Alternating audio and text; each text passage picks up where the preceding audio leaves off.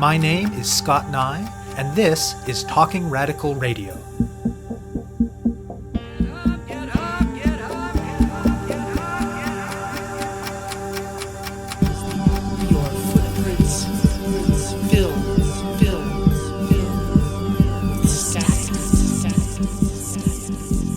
Hello and welcome to Talking Radical Radio, where we bring you grassroots voices from across Canada. We give you the chance to hear many different people who are facing many different struggles, talk about what they're doing, how they're doing it, and why they're doing it, in the belief that such listening is a crucial step in strengthening all of our efforts to change the world. On this week's show, I'll be speaking with Rihanna Brown and Shana Calixte. Black Canadian scholar Ronaldo Walcott has described the experiences of Black communities and individuals in this country as, quote, an absented presence always under erasure, end quote. Perhaps the most common way this shows up is the tendency to relate to Black people, anti-Black racism, and Black struggle as central to American life, but absent or peripheral in Canada. But of course, Black people have been here pretty much as long as white people. Canada has its own centuries-long history of slavery and of surveillance, policing, state violence, and other forms of racism targeting Black people. And Canada has been a site of powerful organizing and mobilizing in the context of the long Black freedom struggle, including its most recent iteration under the banner of Black Lives Matter. Within dominant imaginings of Canada, Black presence tends to be grudgingly admitted as a feature of, say, Toronto and a few other big cities, but most of the rest of the country gets imagined as white. Not only is this a violent erasure of Indigenous peoples, it also often erases the reality that there are Black people in these places, and other racialized people too. And again, there have been for a long time, as well as anti-Black racism, Black struggle, and Black thriving, even though the shape of these realities may look quite different than they do in Toronto. Sudbury, Ontario is one such space. It is a small city in Ontario's near north, historically based on the mining industry. It is often imagined as a very white place, despite being Anishinaabe territory and having a powerful history and present reality of Indigenous presence and resistance. And mainstream application of the more recent local narrative of being tricultural, meaning Anglophone, Francophone, and Indigenous, has often left no space for the fact that there are and have been Black people and other racialized people in the city. But in the last year or so, Black Sudburyans and others have been pushing back against that erasure, against anti-Black racism, and against racial injustice more broadly. Rihanna Brown grew up in Brampton, Ontario, and moved to Sudbury 7 years ago to go to architecture school, which she completed last year. Shana Calixte grew up in Ottawa, went to grad school in Toronto, and has lived in Sudbury since 2007, and she currently works as a manager in the public health sector in the area of mental health and addictions. In the context of the resurgence in 2020 of the continent-wide movement in defense of Black lives, which happened in the wake of the police murder of George Floyd in Minneapolis, people involved in a few different strands of activity that were already happening in the city came together to form Black Lives Matter Sudbury. Brown is the group's co-president, and Calixte is its director of community relations. The group's first big event was organized last year for Juneteenth, a holiday celebrating the emancipation of enslaved people in the United States. And since then, they've been very busy.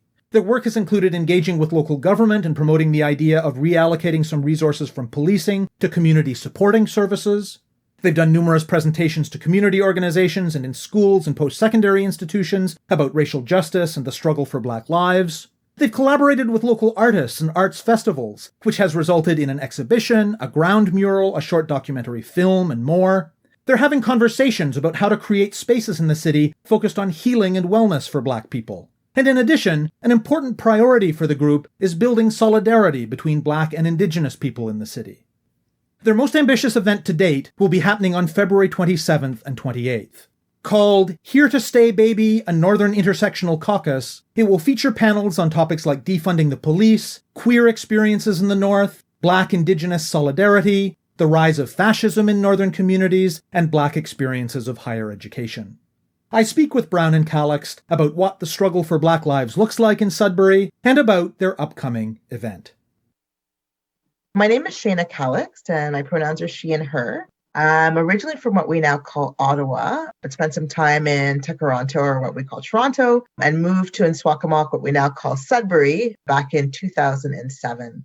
Currently, the work that I'm doing is really focused on mental health and addictions. Back in the early 2010s, I joined an organization called NISA, Northern Initiative for Social Action, and then was the executive director. That organization provides mental health and addiction support for people with lived experience of mental health and addictions challenges. Then worked with the Ministry of Health. And now I'm working with public health, looking at more upstream approaches to mental health, including mental health promotion, looking at opioid use, substance use, and supporting people who use substances with various community care options within our city. I joined Black Lives Matter earlier in 2020, and I am the Director of Community Relations.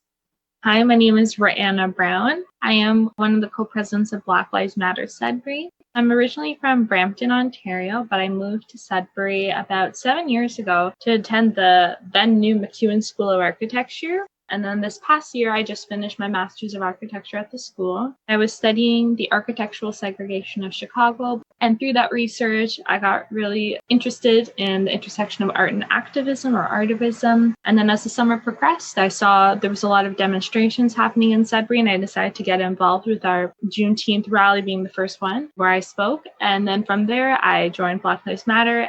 And in terms of who Black Lives Matter Sudbury are, we're a group of like-minded individuals, activists from Northern Ontario.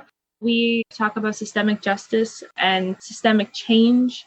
We were created only in June or July of 2020, so a really new organization.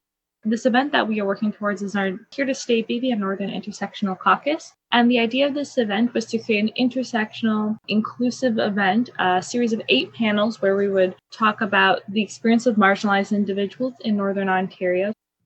Tell me a bit more about your personal trajectories. How did you become someone likely to get involved in this kind of grassroots work?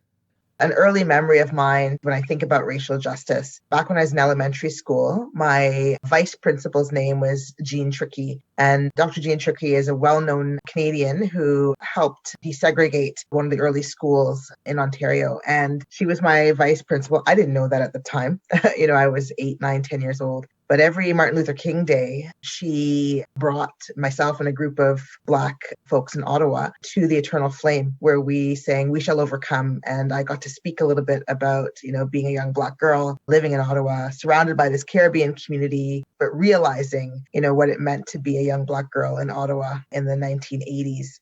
I was constantly doing projects on, racism, mainly in the States at the time. That was what held my attention. So looking at Martin Luther King and Malcolm X. And then as I became more aware of gender inequality, thinking about the various women and their experiences, so Angela Davis, for instance, and just focusing on what it meant to exist during the time that they did, but also in my reality as a young Black girl growing up in a mainly white town of Ottawa. And then I moved to Toronto to do my graduate school work, and the feminism that I had just sort of touched on before then began to explode. So a lot of work I did centered around definitely feminism, queer activism, anti-racist activism, anti-war activism, attended a couple of anti-WTO protests in Quebec City and also in Washington, D.C. And that really fueled my passion to speak out against injustice. Moving to Sudbury, I tried to find instantly the communities that I had become so connected to in Toronto, so queer communities, feminist communities, and found the differences there as a result of being in a mainly white city that had a strong history of Indigenous organizing, thinking about my place as, a Black, and I don't consider myself a settler, but definitely somebody who's occupying territories that are contested. One of the surprising parts of my movement through activism was my engagement in mental health activism and thinking about the impacts that racism, oppression, colonialism have on people's mental health. That's a big piece of the work that I do now. Continuing to do Take Back the Night marches, Pride marches, and then, of course, community organizing, but definitely keeping in mind the impact of mental health and mental illness that comes out of having to negotiate with institutions that are oppressive. So finding myself now working with Black Lives Matter is just the perfect fit, and actually just a welcomed fit, because I think I've been searching for specifically a Black community, but definitely a BIPOC community since arriving here 15 years ago. For me, when I was in my master's, I was doing the research, like I had mentioned, on the architectural segregation of Chicago. So looking at how architecture played a role in the segregation of the South Side. when I started to do my research and uncovering this idea of how architecture influenced the way the communities are set up now, I really started to do this deep dive into Black history, predominantly American history. And it brought me way back in time, beyond the civil rights movement, looking at slavery and looking at how our history created the society and the way in which our place in this world as Black people is. And then I started to look at where we are today and what has actually changed, and just uncovering these different things that I hadn't known about, these laws that had been created, and these situations which the community had to face historically. And then from there, I got this fiery passion within me. I wanted to know more. I had to know more. And I started to really delve deeper into things and looking more at different forms of activism and then what role Sudbury played. And then kind of things just spiraled from there. This was the first time I was looking at unfiltered Black history. And it was so weird because I was 23 and I was like, why is this the first time that I'm learning about this? And it made me look at Canadian history more. This holier than thou thing that Canadians tend to have where, oh, well, we're not as bad as the States. And it's like, maybe the blatant racism might not be there, but we definitely have this systemic racism that's built within our institutions. And from there, it's just anytime there's something that's activism related pops up, I'm like, I need to be involved. I need to learn more, and just needing to make a stand, needing to make a change. Talk about Sudbury. Where is it? What's the community like? What's the social and political context? It's a mid-sized city. It's considered part of Northern Ontario, although people more northern than us, like in Thunder Bay, for instance, would probably laugh at that. We're about 3.5 hours away from Toronto, and about 168,000 is the population. Some of the main industries are mining. We've got a lot of healthcare as well here, and a number of universities and colleges. So most people work in one of those three areas.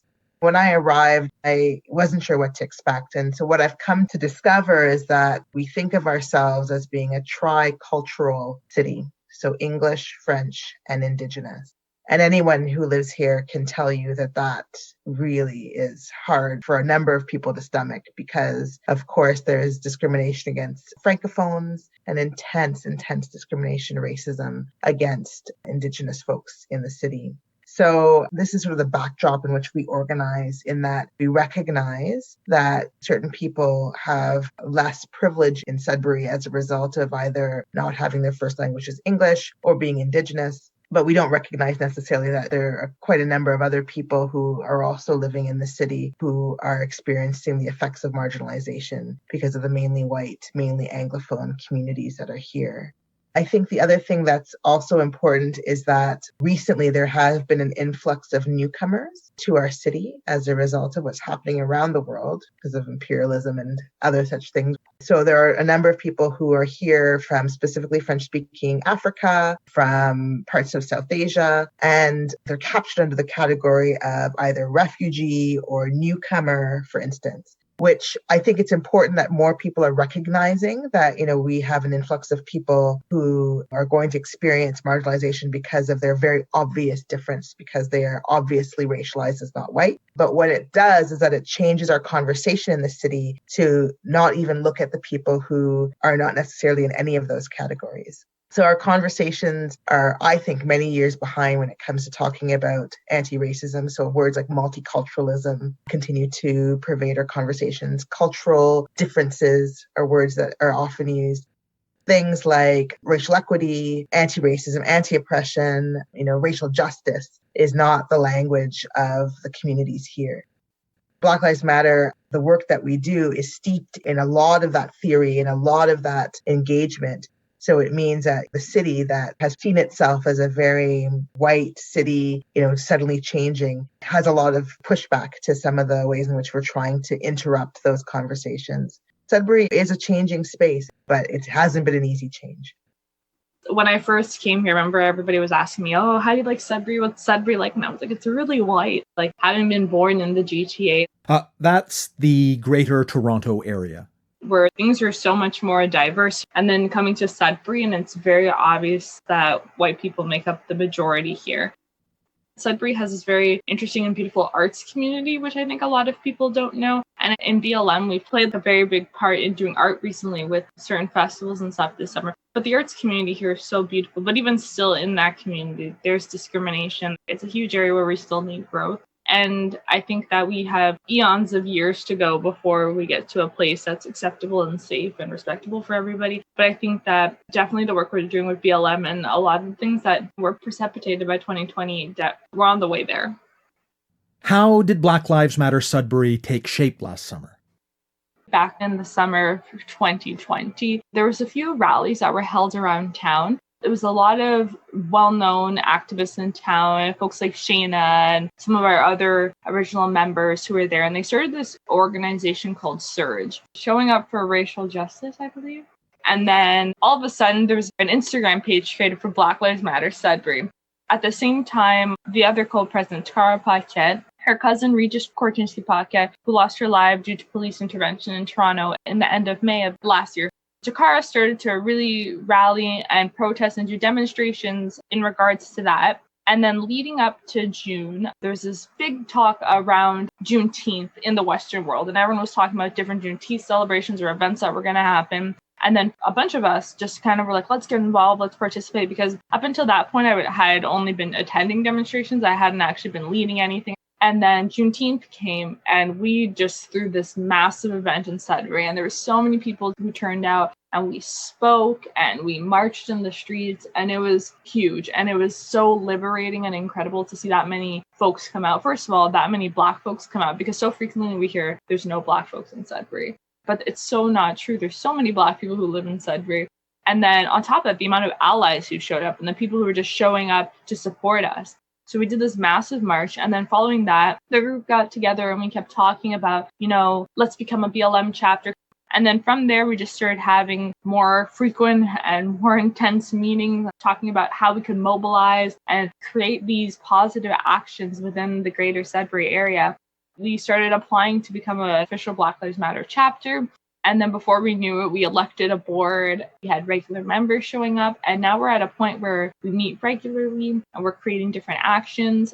We still have a long way to go because in the grand scheme of things, we're like a 6-month-old organization, maybe 7 months old. So everything is still so new to us. But it's just so beautiful to see how far we've come in these past couple months. What other kinds of activities and actions has the group engaged in?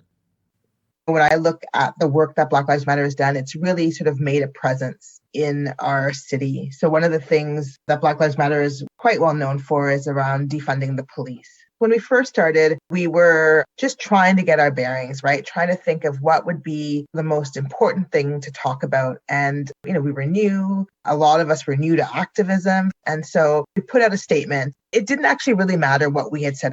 Just the fact that we had announced ourselves as being part of the city, that we were members of this community, we'd always been, that we weren't going away, and we were going to make sure that people understood that racial justice needed to be discussed, talked about, and dealt with, was going to cause a stir.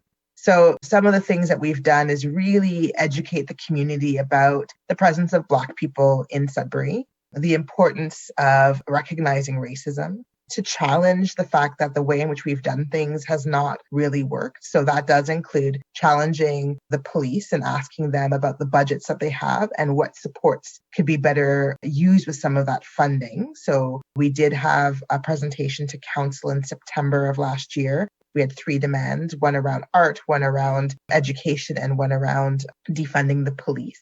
We didn't receive a very good response to that, which shouldn't be surprising to your listeners. But basically what it showed is that we weren't going to shut up. We're going to be here. So after that presentation to council, we did get a lot of people coming to us to find out more about what we were about. So we've done a number of presentations to organizations, to classrooms at universities, to individuals who just want to learn more because all they know about Black Lives Matter is the sensationalized pieces that they see in the news and mainly in the American news.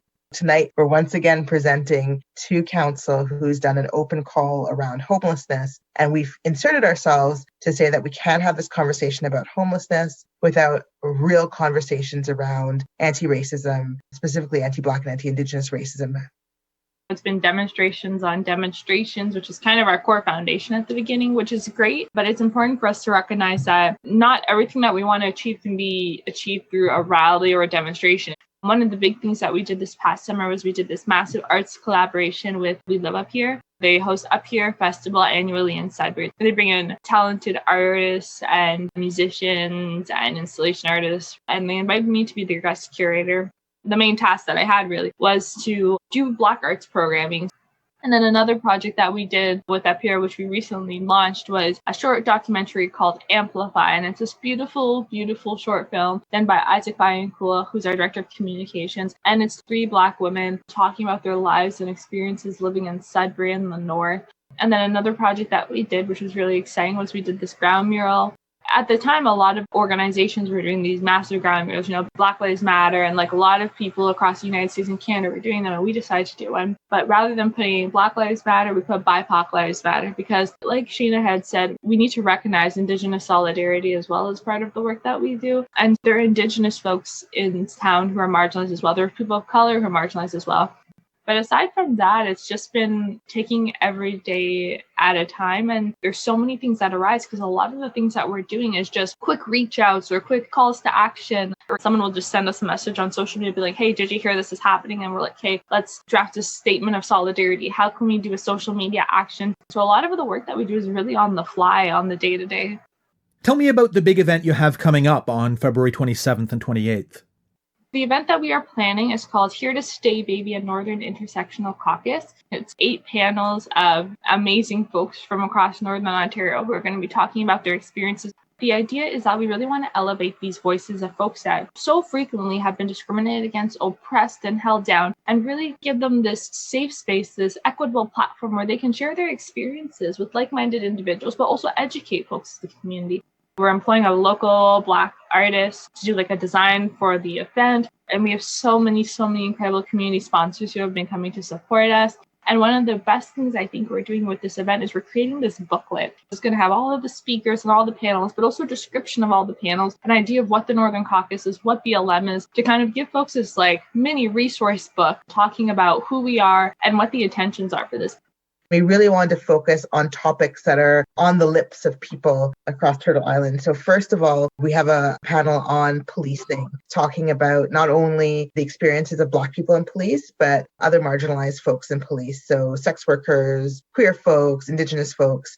The other one that comes to mind is around Blackademia, we're calling it, the experiences of Black people in academia. So asking folks who are grad students, professors, what their experience has been in Northern Ontario as part of academia. And the third one that I will talk about is Black Indigenous solidarity. So we've mentioned quite a few times how we really try to ground our work in decolonized practice and, recognizing that so much work that's been done by Indigenous folks in this city. There's so much, unfortunately, shared trauma, but also I don't want to forget about the shared resiliency between Black and Indigenous communities, whether that's around policing, whether that's around pushing back against colonization, forming support groups, holding on to cultural experiences that are necessary and to show that they're thriving. So that panel is also going to have some good conversation, I think, about moving forward in collaboration and solidarity. One of my favorites, the title is Let Me Be Perfectly Queer. So talking about the Northern queer experience, which should be really exciting. There's going to be a panel on fascism in the North, how it presents in Northern communities. So I think that'll be a really educational panel for folks to come in. The last panel that I'm really, really excited for is Here to Stay, Baby, the Birth of Black Lives Matter Sudbury. We'll be talking about our growth, our development, what our goals are, what we have accomplished, why the organization started, why we're still going, and talking about this stuff like that, because activism work is honestly exhausting. And you get some of the least respect in doing activism work, because so frequently we do the work and then you turn to the message board and somebody's calling us looters, or so frequently people just don't understand what being an activist actually is, or what Black Lives Matter Sudbury actually stands for, the work we actually do. When we come together as Black Lives Matter Sudbury, for some of us, this was the first time we really were in a group of Black folk in town. And it was the first time where we were really immersed with like-minded individuals who, when we were upset, we all could feel the hurt. At the end of the day, the reason we started Black Lives Matter Sudbury is because a lot of us were grieving. We were feeling the hurt and the upset of the atrocities that were transpiring. And so to be a part of this group where we can all grieve together, feel the same emotions, and share all these things together was so healing, and it was so beautiful. And that's like this underlying detail of the caucus, is a space for people to come and heal and share and talk about these experiences. You've talked about the importance of Black Indigenous solidarity for the work of Black Lives Matter in Sudbury particularly. What do you see as being the areas of opportunity to really advance that solidarity in the city, and also the potential challenges?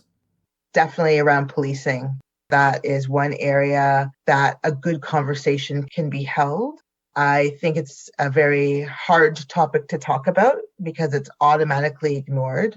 When we did our presentation to the council, we were basically said, like, I don't know why you're talking about this because I support the police. Like, as if there's never been a concern around policing ever. When we talk about this, we're talking about an institution. We're talking about an institution that needs to change, just like we need to talk about the institutions of healthcare, the institutions of schooling.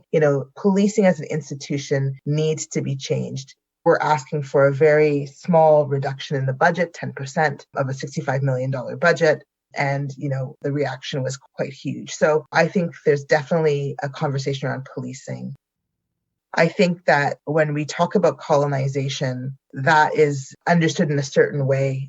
One of the reasons why I don't consider myself a settler, because there's a history of colonization and slavery for a number of Black people, and having to think about our complex relationship with land, specifically if you have a history of slavery where you were stolen from a land and brought to what we now call North America. For a number of us, brings us right into conversation, I think, with Indigenous peoples. Very important work around land back, for instance, and reclaiming land and working to honor treaties that have been broken multiple times and ways. So I think there's definitely a conversation there that can happen.